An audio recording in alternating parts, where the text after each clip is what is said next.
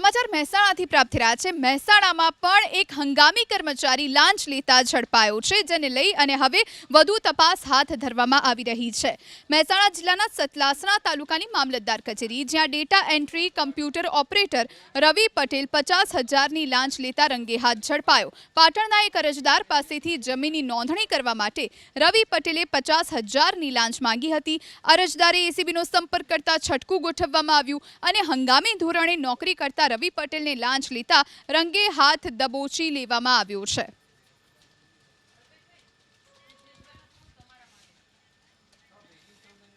પાટણના એક અરજદાર પાસેથી જમીનની નોંધણી કરવા માટે રવિ પટેલે 50,000ની લાંચ માંગી હતી। અરજદારે એસીબીનો સંપર્ક કરતા છટકું ગોઠવવામાં આવ્યું અને હંગામી ધોરણે નોકરી કરતા રવિ પટેલને લાંચ લેતા રંગે હાથ દબોચી લેવામાં આવ્યો છે।